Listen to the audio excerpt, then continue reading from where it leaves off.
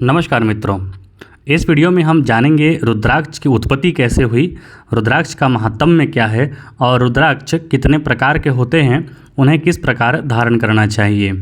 उसके पहले आइए हम जानते हैं, आज यानी कि 21 जून विश्व योग दिवस है। आपको विश्व योग दिवस की हार्दिक शुभकामनाएं। इसके साथ आज एक बहुत अच्छा सुंदर मुहूर्त है पुष्य नक्षत्र का। आज पूरे दिन पुष्य नक्षत्र रहने वाला है, तो आप आज जो भी कार्य करेंगे वो सफलता प्राप्त होगी, क्योंकि पुष्य नक्षत्र में विवाह आदि कर्म छोड़कर बाकी सारे शुभ कार्य किए जाते हैं जो कि फलित होते हैं।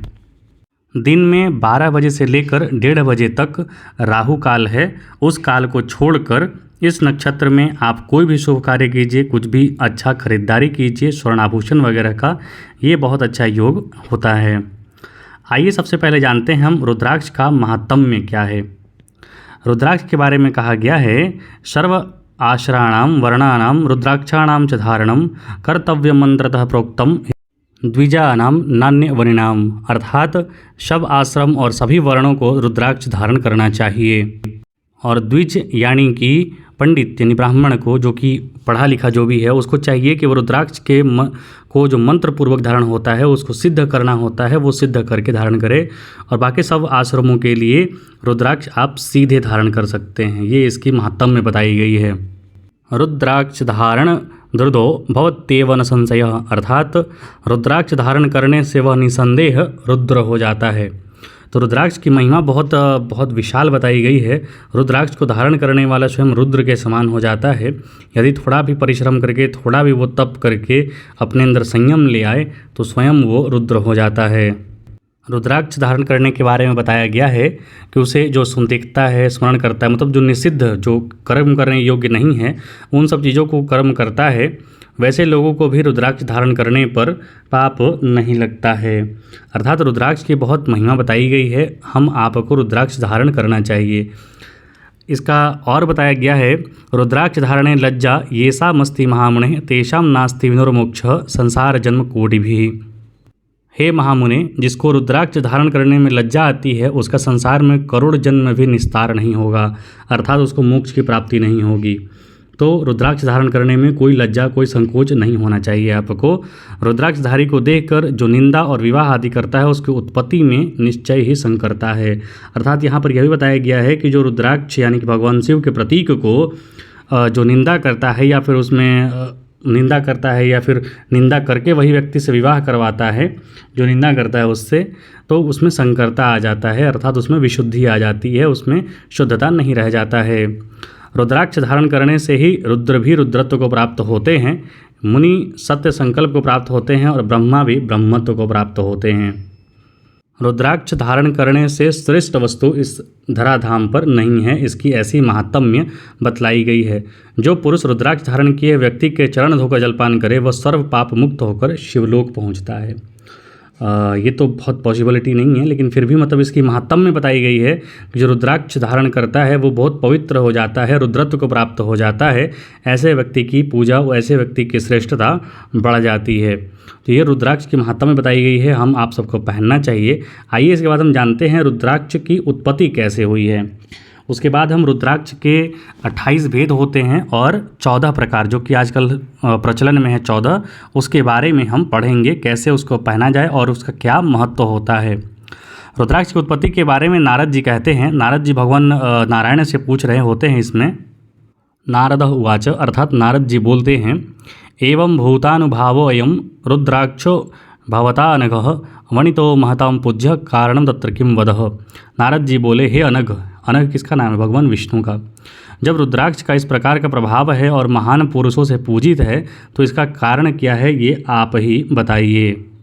नारायण उवाच, एवमेव प्रसृष्टो भगवान् गिरिशः प्रभु षण्मुखेन च रुद्रस्तः यदुवाच शृणुत्व तत्। नारायण जी बोले, यही बात पहले भगवान गिरीश से षण्मुख ने पूछा था, जो इस पर रुद्र ने कहा वह सुनो। ईश्वर उवाच, ईश्वर बोलते हैं, हे षण्मुख तत्पूर्वक सुनो, मैं संक्षेप से कहता हूँ। त्रिपुर नाम का एक दैत्य बड़ा ही दुर्जय हो गया था। आप सभी ने त्रिपुरासुर नामक दैत्य का नाम सुना होगा। उसी दैत्य को भगवान शिव ने मारा था। आइए उसके आगे कथा सुनते हैं हम। और यहाँ मारना नहीं होता है, यहाँ पर धर्म के लिए वध होता है। वध इस्तेमाल जो शब्द प्रयोग किया जाता है वो वध शब्द प्रयोग किया जाता है। ईश्वर बोलते हैं, हे षण्मुख, तत्पूर्वक सुनो, मैं संक्षेप में कहता हूँ। हस्तातेन सुरः सर्वे ब्रह्मा विष्णादिदेवतः सर्वेस्तु कथिते तस्मै स्थादाहम त्रिपुरम प्रपति। उसने ब्रह्मा विष्णु आदि सब देवताओं को तिरस्कृत कर दिया, तो सब ने त्रिपुर की बात मुझसे आकर कही। तब मैंने इस त्रिपुर के वध करने, देवताओं की रक्षा करने और सर्वविघ्न के विनाश के निमित्त सर्वदेवमय दिव्य और ज्वलंत महाघोर रूपी अघोर अस्त्र का चिंतन किया। तब दिव्य सहस्त्र वर्ष तक मैंने अपने नेत्र निमीलित किए, जो मेरे नेत्र बिंदु से जल बिंदु गिरे। अर्थात यहाँ भगवान बताते हैं कि वो दिव्य सहस्त्र वर्ष तक चिंतन किए, अर्थात तप करके अपने शक्ति को इकट्ठा करके वो अस्त्र को बनाए। अब आप यहाँ पे सोचिए कि दिव्य सहस्त्र वर्ष कहा गया है। दिव्य सहस्त्र वर्ष मतलब एक दिव्य वर्ष जो होता है ना 360 वर्ष का चक्र होता है, और 1000 दिव्य वर्ष तक भगवान ने चिंतन किया। तो समझिए कितने खतरनाक, मतलब कितने ज़्यादा वर्षों तक उन्होंने चिंतन किया। और यहाँ हम जो है वो 5 मिनट 2 मिनट 1 मिनट कुछ पूजा करके कुछ पढ़ के, और हम चाहते हैं कि हमें भगवान सब कुछ प्राप्त करवा दें, हम सर्वशक्तिमान हो जाएं। तो कम से कम समय दीजिए भगवान को। उन नेत्रों से गिरे हुए अश्रु बिंदुओं से महारुद्राक्ष के वृक्ष उत्पन्न हुए। हे महासेन, मेरी आज्ञा से और सबके हित की कामना से वे रुद्राक्ष पैदा हुए। तो इस प्रकार त्रिपुरासुर का जो वध होने वाला था, उसी के क्रम में ये रुद्राक्ष की उत्पत्ति हुई है। अब रुद्राक्ष के भेद कितने हैं? वे 28 प्रकार के भेद हुए हैं। सूर्य नेत्र से उत्पन्न कपिल वर्ण के 12 उत्पन्न हुए हैं। अर्थात रुद्राक्ष के भी रंग अलग अलग होते हैं। कपिल वर्ण यानी कि 12 रुद्राक्ष सूर्य देवता के नेत्र से उत्पन्न हुए हैं। अब आप कहेंगे कि सूर्य देवता अलग हैं, क्या अलग हैं? बिल्कुल नहीं, सारे ब्रह्म एक ही हैं। सोम नेत्र से उत्पन्न हुए श्वेत वर्ण के 16 प्रकार के हैं। शनि नेत्र से उत्पन्न कृष्ण वर्ण के 10 प्रकार के हैं। श्वेत वर्ण का रुद्राक्ष जो है ब्राह्मण कहलाता है। रक्त वर्ण का रुद्राक्ष जो है वो मिश्रित क्षत्रिय कहलाता है। और मिश्रित वर्ण का रुद्राक्ष जो है वैश्य, और कृष्ण वर्ण का रुद्राक्ष कहलाता है, शूद्र कहलाता है। मतलब इस प्रकार इसका भेद किया गया है। 28 प्रकार के इसके भेद हैं और 14 प्रकार के इसके नाम हैं, जिसकी महिमा की चर्चा हम अगले वीडियो में करेंगे। तो आप हमारे साथ जुड़े रहें। कृपया चैनल को लाइक शेयर सब्सक्राइब जरूर करें। कुछ त्रुटि हो तो आप कमेंट बॉक्स में लिखें, और इस रुद्राक्ष की सीरीज़ को आप अपना आशीर्वाद जरूर दें और इससे कुछ लाभ अवश्य कमाएं। देखने के लिए आपका बहुत बहुत धन्यवाद। जय हिंद, जय भारत।